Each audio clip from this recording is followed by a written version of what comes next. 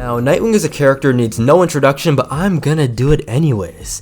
Nightwing, the first Robin, the prodigal son, the boy wonder, the man who's not only the poster boy of sidekicks in modern day mainstream comics, but also for presenting the first modern mainstream sighting of a mentee-mentor relationship that ended with him not only stepping out of the shadow of one of the biggest pop culture icons of all time, but creating a whole world and mythos in and of himself, while also sustaining the benefits of being tied, I guess, to that Batman mythos. He is within that circular loop. But he has this little corner of the DC universe all to himself. He is one of the most progressed characters in all of comics, to the point where I would say that he has more identities than Peter Parker has schizophrenic personality changes due to Marvel editorial. This man is the modern day comic book Kanye West. He does too much. He might be bipolar at this point. I don't know what tangent I'm getting on right now. Let me stop. But what I'm trying to get at is that Nightwing is popular. If you look at any sort of DC affiliated website, I bet you not, he will be top 3, top 5, or at worst top 10 most recommended searches. If you look at a DC popularity poll, I've seen Nightwing in the top 10, top 5, and even top 3 rankings just by votes from fans. He should honestly be the 4th pillar of DC, if not somewhere up there, because how can you maintain such popularity without having a film to your name? Probably because of the television shows, the animated series, the video games, but this is widely impressive. If you look at the comic book space, this man is going 125, 127 issues strong in his comic run without being rebooted. Your favorite characters can't say that. Iron Man and Captain America are struggling to get to 30 issues, and this man has kept his title going strong since 2016. Yes, there's been some rough edges here and there, that of course being the Dick Grayson arc, but if you look at it right now with Dan Watters jumping in and giving us an all-time Nightwing run, you can see how far the character has come. And honestly, can we talk a little bit about Dan Watters' Nightwing? I know a lot of you haven't read it yet considering it's so new, but this man has done so much work considering all the irreparable damage Tom Taylor has done. And I know that's controversial, and I know that a lot of you love Tom Taylor's run, but this kind of segues to the point of the video, is that with popularity comes a lot of mischaracterization and a lot of perceptions from the fandom, to the point where fandom beliefs and how they see a character can actually get imparted onto the character themselves, because fans then become writers. People who mischaracterize your favorite characters now get to write for them, and that honestly really sucks, especially if they're more of a fan of the newer, more fanon-inspired versions of the character, not the old, really good stuff. But Dan Watters' Nightwing, what I really love about the character and what he's done with him is that he brought him back to his sarcastic roots. He brought him back to having that edge to him while also still being such a positive beacon of light, for making tough decisions, to having that little 60s flair of comedy where he's like, holy blah blah blah Batman, right? He's like, holy plastic explosive. That was pretty funny in the first issue.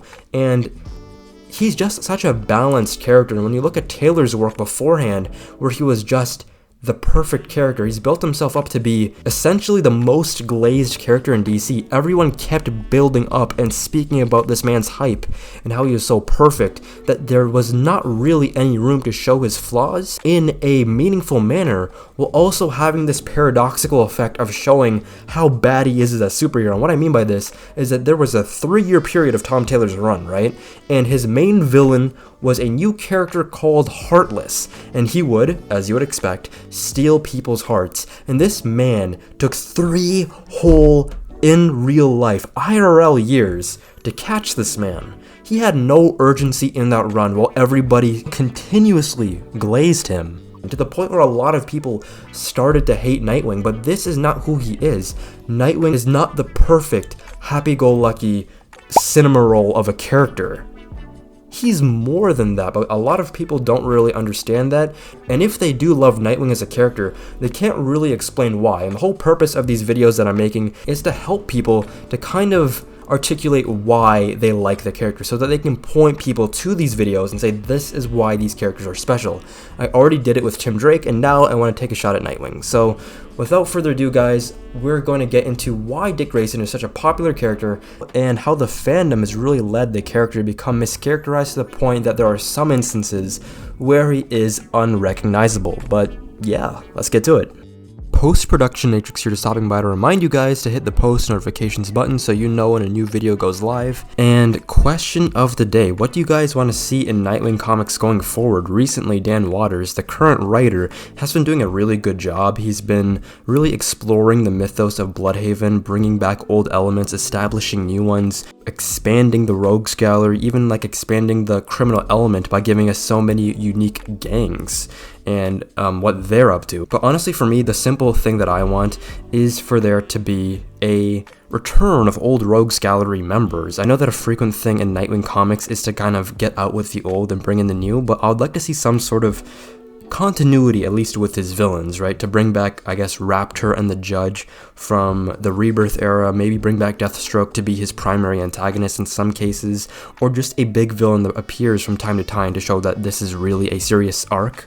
Maybe it'd be cool to bring back Vigilante from the Marv Wolfman run to give him kind of a Punisher-like figure in Bloodhaven. Maybe it'd be really cool to bring in Red X to be like the Bloodhaven, I guess, quote-unquote burglar, kind of like how Catwoman is that, like for Batman. Maybe they could do something like that where it's like an on-again, off-again ally. You don't know what their morality is. That would be pretty cool. But overall, guys, what do you think? Let me know down below. And yeah, let's continue with the video. Now, to kind of kick us off on this discussion, let's talk about like the recent pigeonholing of the Robin or just Bat family members. And what I mean by this is how they kind of classify each Robin into their own distinctive category, which in my opinion is kind of really reductive and rigid because it forces them into caricatures and concepts instead of characters themselves. Case in point, or let me just get into some examples. So people look at Dick Grayson as the funny, goofy, relatable, or just easy to talk to Robin, right? He is the centerpiece of the Bat family, right? You can come to him with his troubles. He is the big brother. All of this is of course true, but let me speak for a bit. Jason is known as the brash and angry Robin. Tim is known as the very analytical, cerebral type of Robin, and Damian Wayne is known as the very arrogant blood son. He's very much a prodigy at his craft. Now, all of these things are true for these characters, but labeling them as only that is what makes them special, is such a disservice to these characters, because if you think about it, these traits can fit with other Robins. Tim Drake, he might be the analytical Robin, but he's still, just like Dick Grayson, he is the relatable one, right? He is the one that's down to earth. He might even be more relatable than Dick Grayson just because of how normal his childhood is. If you look at Damian, he's like the prodigy Robin. Well, Dick Grayson's a prodigy at acrobatics. Tim is a prodigy at being how intelligent as he is.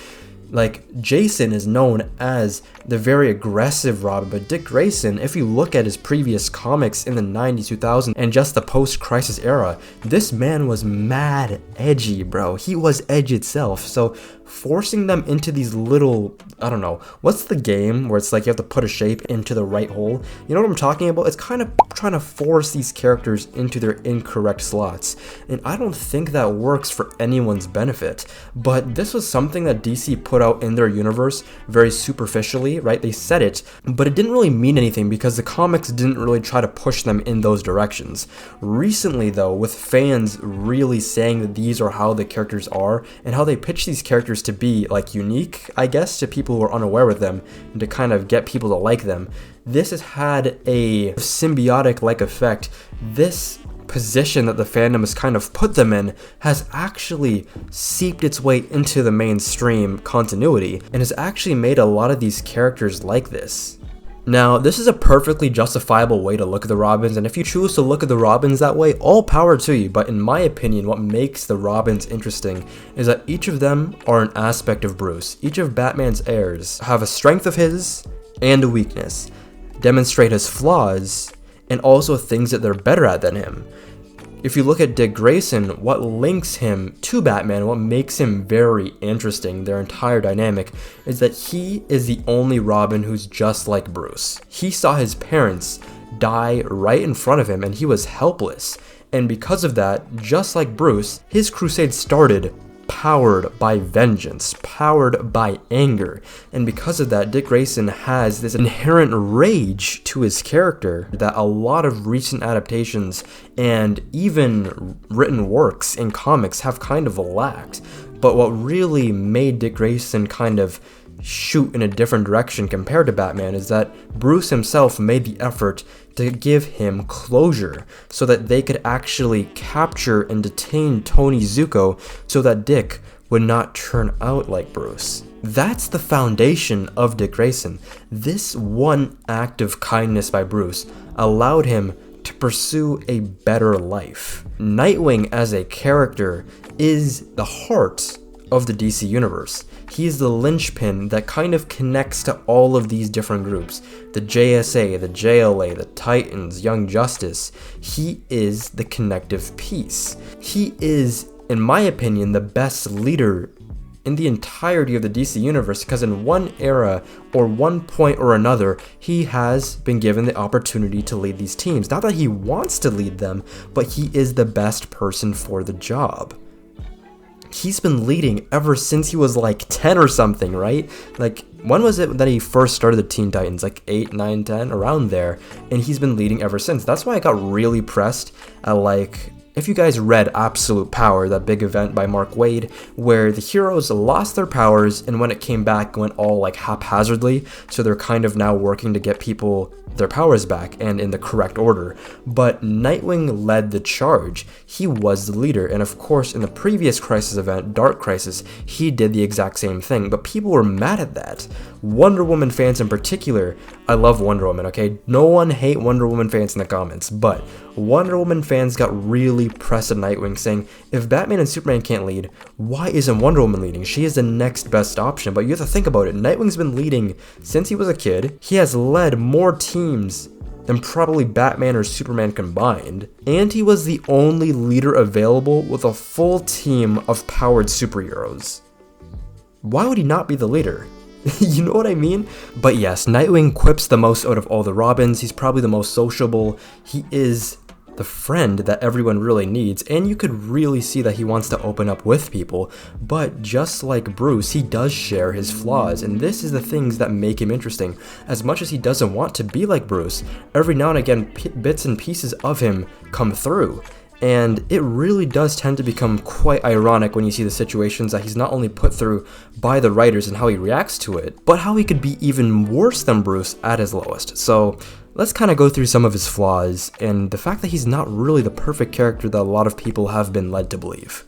Now, one of the more frequent quotes in Nightwing and Robin comics, with Dick Grayson in particular, is the phrase, "You can take the kid out of the circus, but you can't take the circus out of the boy." And what this really tries to get at is that Nightwing is a performer, right? He has fun with what he does. He is accurate, he is precise, and everything he does is really a show.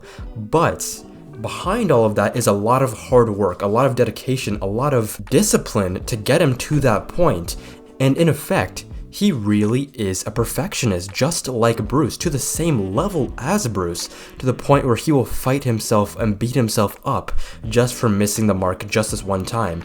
And this level of perfectionism extends not only to like the Bat family, but to the people in his teams. He doesn't really put that much like push onto the Bat family as he does with other teams because he knows that they've been well trained by Batman and other fighters. But when it comes to superpowered individuals like the Titans or Young Justice or the Outsiders, he puts a lot of pressure on them to live up to these high expectations.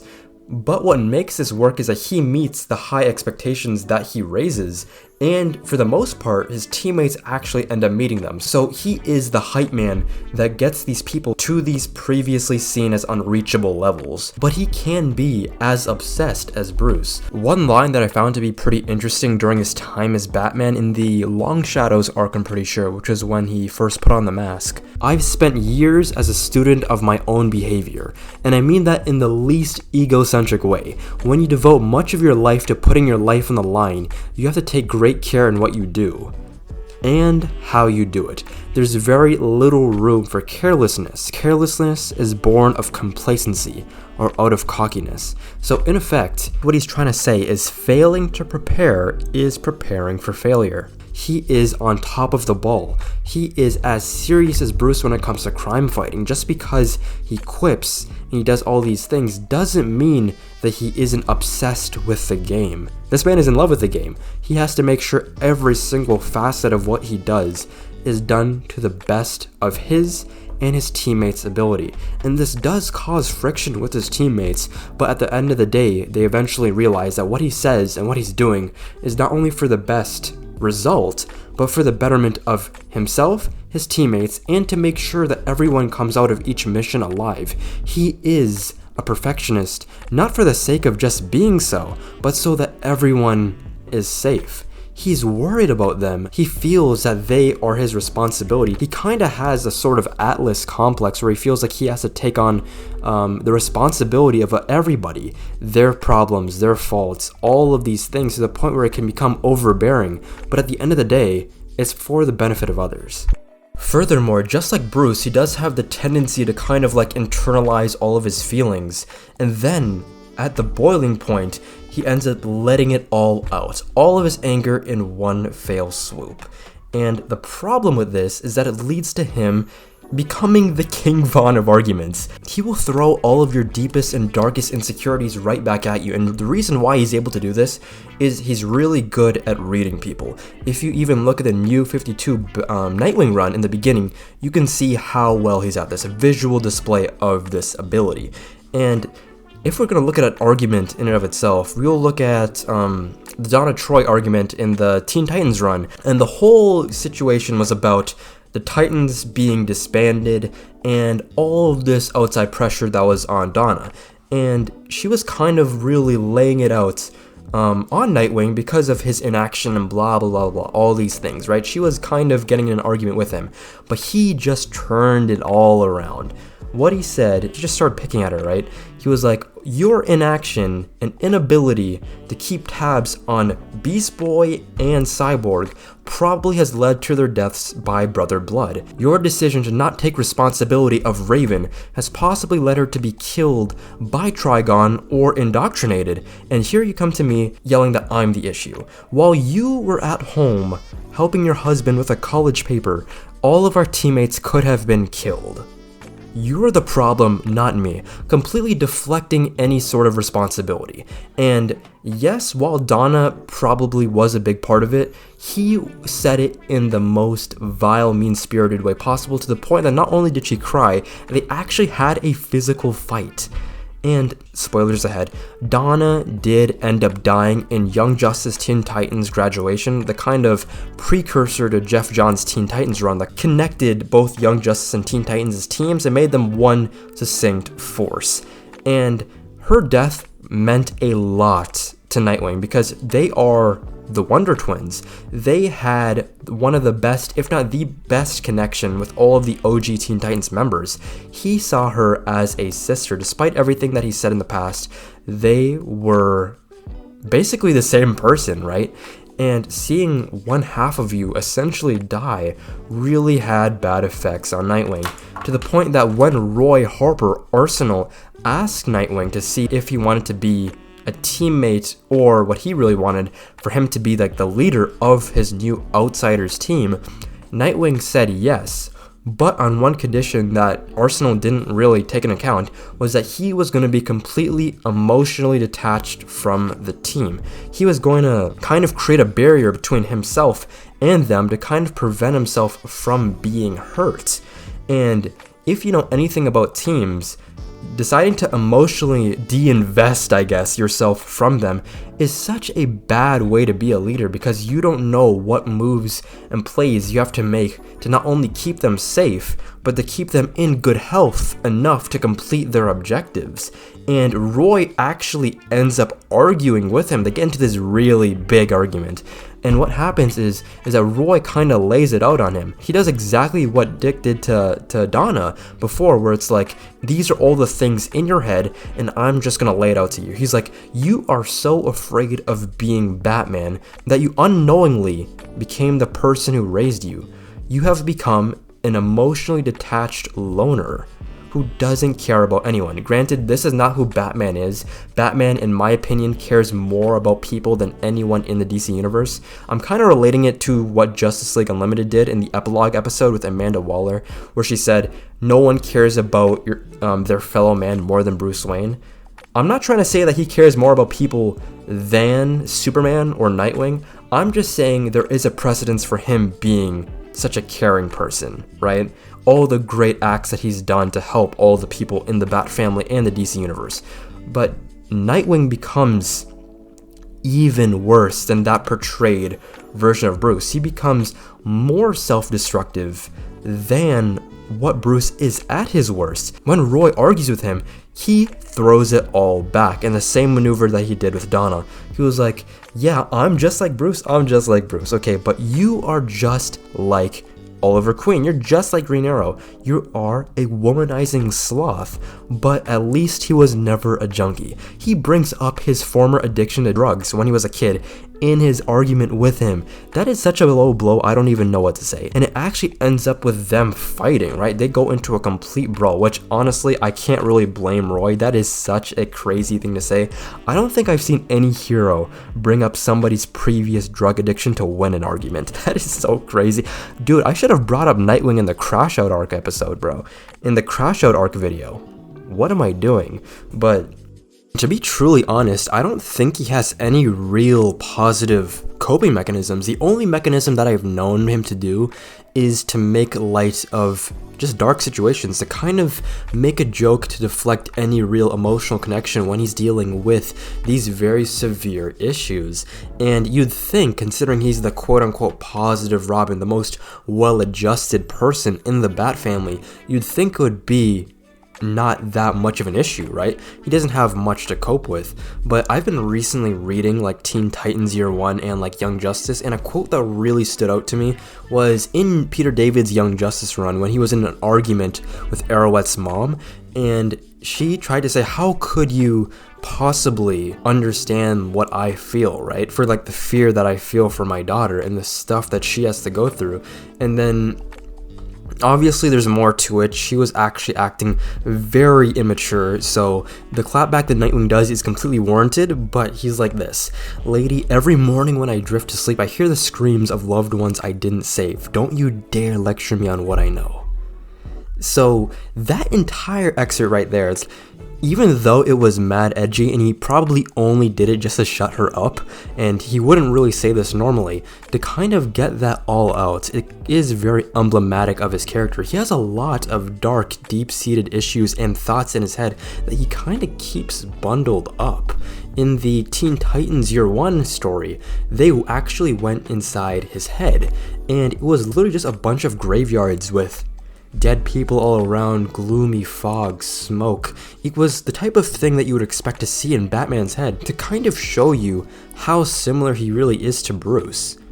Back when he was Batman, actually, one really interesting tidbit that I found was during the Black Mirror arc by Scott Snyder, and when he's having a lot of personal troubles, another thing that he would do is, let me just read this here. He says, sometimes when I'm too wound up to sleep, I'll watch nature shows on animals, meerkats, beluga whales, anything that doesn't have people in it. He avoids people, right? He decides to kind of, as I've said, push away the emotional connection. When he's too obsessed and too locked in, I guess, with the mission at hand, he is in effect a workaholic, right? He doesn't put in the effort to socialize and do all of these things that would help his mental health, but he just decides to keep going. And that's what makes him such an effective hero, but also how at times it could lead to him really damaging relationships, despite how many he's created, right? He is a person with enough, I I don't know if charisma is the right word, but he has enough of that to kind of build back any type of bridges that he might have destroyed in the past. But this is extra effort on his part, but it does lead to him gaining the results that he wants, right? Putting the criminals that he finds to justice. In terms of kind of like an analytical mind, because I know a lot of people like to put that onto like Tim Drake, which he is very smart, as I've said before, probably a prodigy in terms of intelligence when it comes to the Bat family, other than Bruce himself and Oracle. And maybe when he gets older and stuff like that, he will be the smartest member of the Bat family.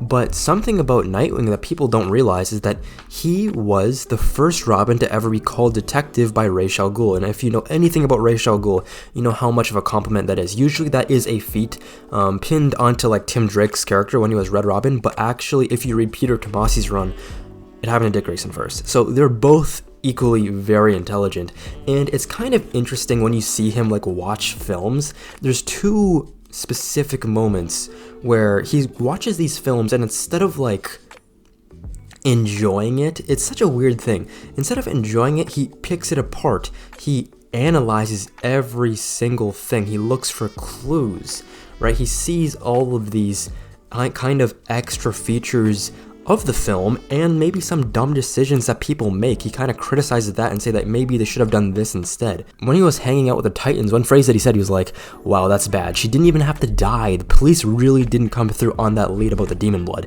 So he is literally the type of watcher that tries to kind of solve the mystery or basically the crime before all of the pieces are there, right? Even when watching films with Barbara, one thing that I've noticed was that while Barbara, of course being as analytical as she is just enjoying the film, going through her emotions, laughing, crying. If you look at Grayson here, this man is just deadpan. What is he doing? Is he trying to like pick the film apart? Is he trying to see and look for clues? Is he thinking about a case?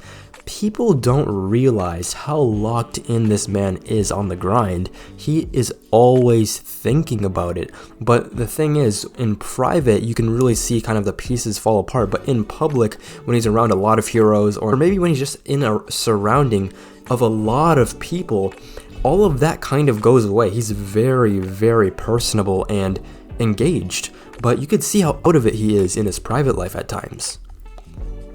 And I guess finally, one of the things that I want to talk about is his relationship with the Batman mantle. Now, I've seen a lot of people say that Dick Grayson should never be Batman for long. And first of all, how dare you? Why would you not want that? That was the best period of time in terms of his comics. The time from 2009 to like 2011, it was about like 2 years, 2.5 years, I guess, of Nightwing being Batman. And that was some of the best Dick Grayson comics of all time. And on top of that, it really completed his arc. He went from being Robin to being Nightwing, kind of wanting to push himself away from everything that dealt with Batman, to finally coming back home to his roots, and of course doing what he always thought that he was going to be, the next Batman. And he decided to position it into an entirely different role that kind of suited him. At first he had this level of imposter syndrome, which, I'm gonna be honest, if Tom Taylor was actually cooking, he would have focused on imposter syndrome on his run, because all they did in that run was glaze him. But that would have been a perfect opportunity to kind of delve into his inner thoughts, right? As a character, he is a perfectionist, right? And a lot of other people see him as perfect, kind of how other heroes look up to Batman despite being human, because they see all of the effort and all the work and all of the, I guess, accomplishments that they've done despite being human. And the way that they kind of hype up these Bat family characters is warranted, but there are moments when Nightwing himself fails to live up to the legend that he's established for himself.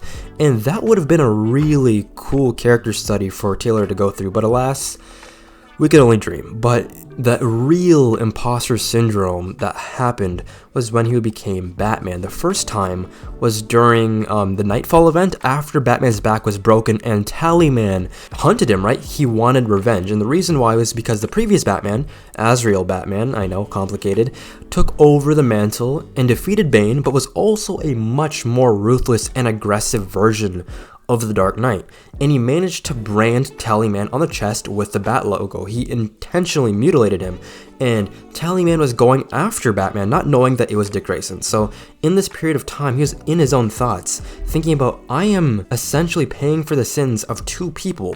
Tallyman is trying to go after Azrael Batman, who in effect he thought was the original, and he is the person who has to deal with all of this drama.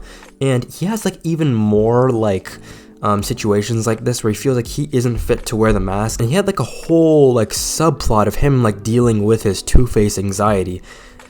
And to kind of explain what this is, in the recent Batman and Robin run by Philip Kennedy Johnson, he calls it the Harvey moment, I'm pretty sure, and it's a moment that every Robin experiences. Of course, Nightwing coined the term, but it was basically when he was traumatized, when Two-Face was the first criminal to really beat him up to the inch of his life. He had this not really irrational fear because, you know, the things that happened to him, but he's improved so much since then that it really shouldn't be an issue. But Two-Face and Nightwing have a really interesting rivalry that should be explored a lot more, and it looks like that's what they're going to like aim for in recent comics, which that's a godsend, bro. Dan Watters is honestly the best thing to happen in Nightwing comics in the past 5-10 years. But either way, if you look at Morrison's Batman run, you would see that when he decided to become Batman again, he felt like the words that he was saying, the more authoritative approach and what he was speaking was just off kilter. It wasn't Batman, it was a man pretending to be Batman. And he's thinking, I'm not him. But like Alfred had to talk some sense into him, and he's like, dude, Batman isn't this mythological godlike figure. As much as criminals probably believe that, what Batman really is a role, like a Hamlet, like a James Bond. You have to play the role to your strengths. You have to make it your own. And that's when he really started to feel adjusted into that role. And for him to go back to being Nightwing in the New 52 run just felt like such a degradation of his character. Thankfully, they decided to play with the mythos to make something new and made him an agent of Spiral, you know, Agent 37 in the Grayson run. So their efforts to kind of save Face wasn't for naught because that run is peak, but that, in my opinion, is the definitive end for Dick Grayson. The point where it's like he has all of his troubles sorted out. He is the perfect version that he could be while still having all of these extra flaws that are inherent with being Batman. It's very interesting how the end of his run as Nightwing, he kind of wrapped all of the issues that he had in a little bow, making himself the best replacement for Batman, but as soon as he becomes the Dark Knight, he has to deal with a whole set of issues, but as a better and changed person. But what do you guys think? What are the more interesting Dick Grayson moments that I haven't covered today? Some of the coolest character traits and just flaws that really go unnoticed by a lot of fans? Leave it down below in the comments. And of course, remember to like and subscribe and turn on post notifications so you know when a new video goes live. And yeah, see you all later. Take care.